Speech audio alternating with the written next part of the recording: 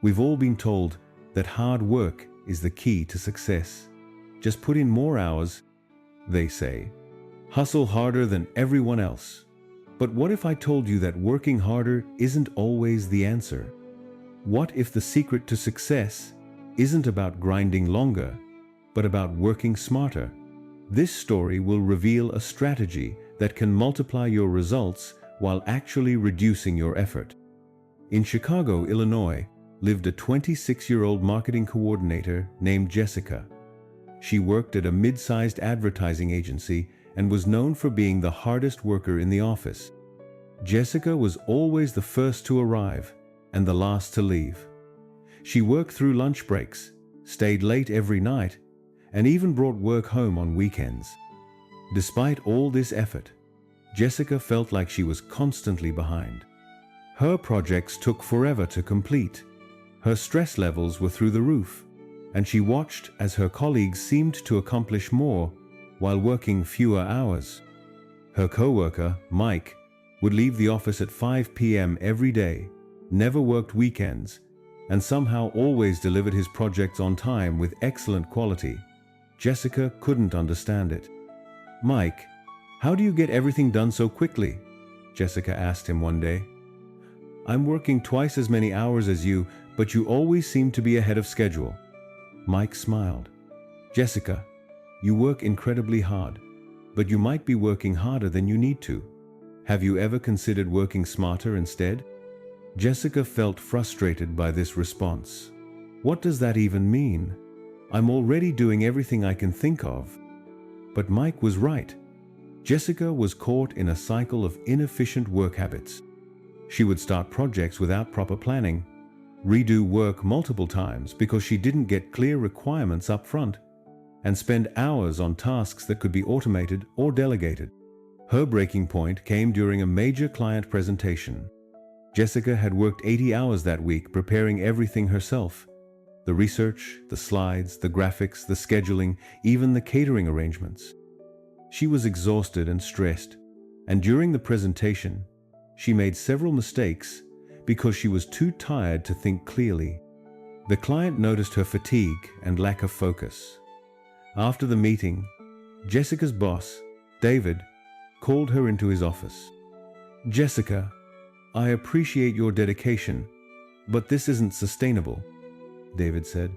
"You're burning yourself out, and it's starting to affect the quality of your work. We need to find a better way for you to manage your workload." That weekend, feeling defeated and exhausted, Jessica decided to visit her uncle, Professor Martin, who taught business strategy at Northwestern University. Martin was known for his research on organizational efficiency and had written several books on productivity. Jessica found her uncle working in his home office, but he seemed relaxed and energized, despite being in the middle of writing a new book.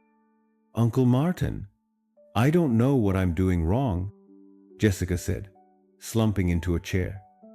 "I work harder than anyone at my company, but I'm always behind, always stressed, and never satisfied with my results." Martin looked at his niece with understanding eyes. "Jessica, let me show you something that might help you understand the difference between working hard and working smart." He led her to his backyard where he had a small observation area set up near an anthill. "I've been studying this ant colony for my research. Sit with me and watch them for a few minutes." Jessica was skeptical, but decided to humor her uncle. They sat quietly and observed the ants going about their daily activities. "What do you see?" Martin asked after a few minutes. "I see ants working really hard," Jessica replied. "They're constantly moving, carrying things, always busy." "Look more closely," Martin said, handing her a magnifying glass. "Do you notice anything interesting about how they work?" Jessica watched more carefully. After several minutes, she began to notice patterns. "It looks like they have different jobs.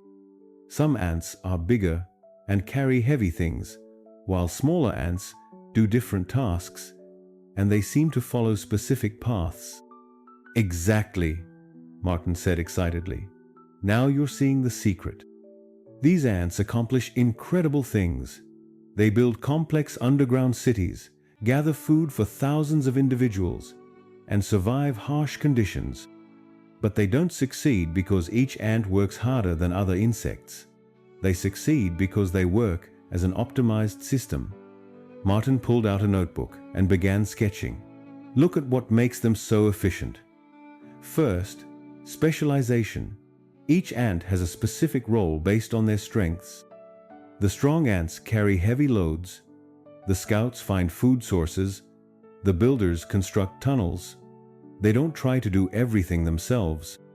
Jessica was beginning to understand. Second, they follow established pathways. When an ant finds food, it leaves a chemical trail that other ants can follow. They don't waste energy finding new routes every time. They optimize and share the best paths.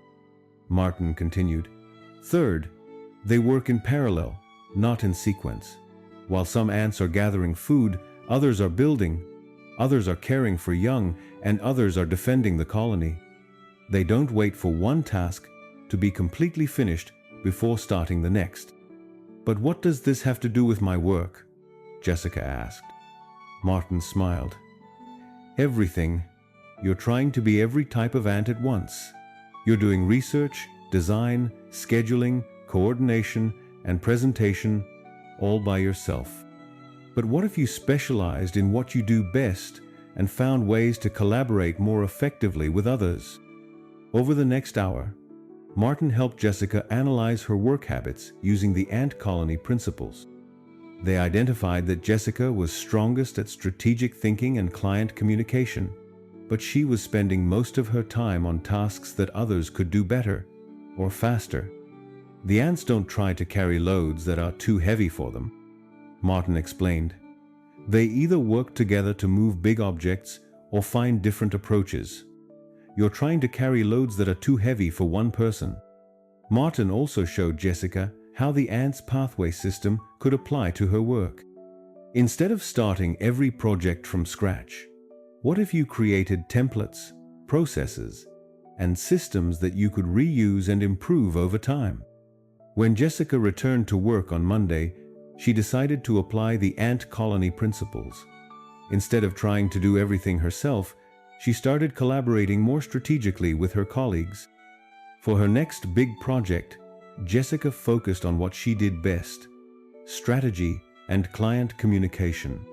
She partnered with Sarah from the design team for graphics, worked with Tom from research for data analysis, and coordinated with the project management team for scheduling and logistics.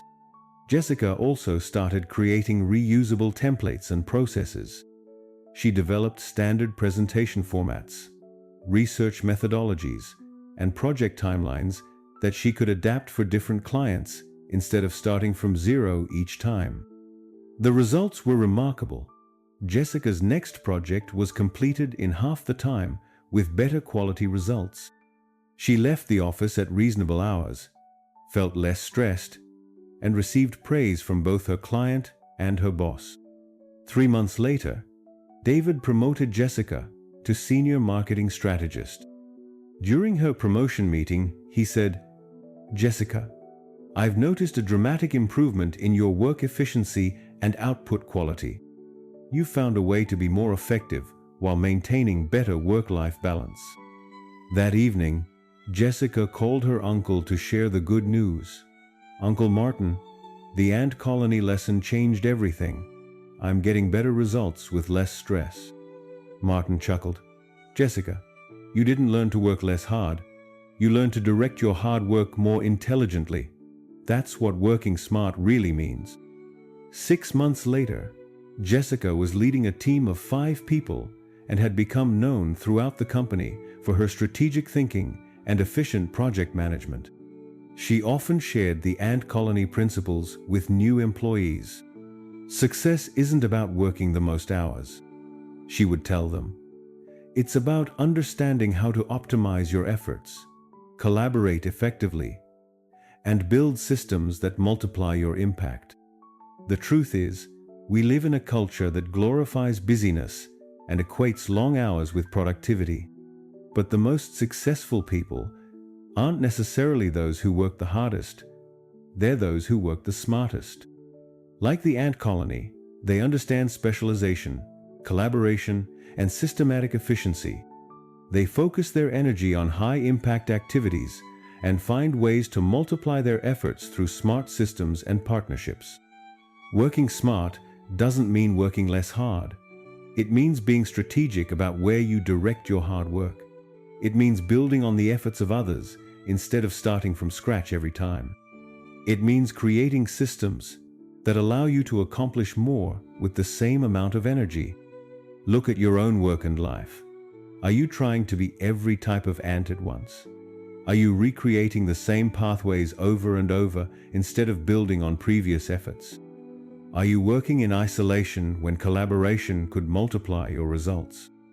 Remember, even the smallest ant can move mountains when it works as part of an intelligent system. The question isn't whether you're willing to work hard, it's whether you're willing to work smart. If this story inspired you to start working smarter instead of just harder, give it a like and share what system or collaboration you want to implement in the comments. Remember, the goal isn't to do more work, it's to get better results.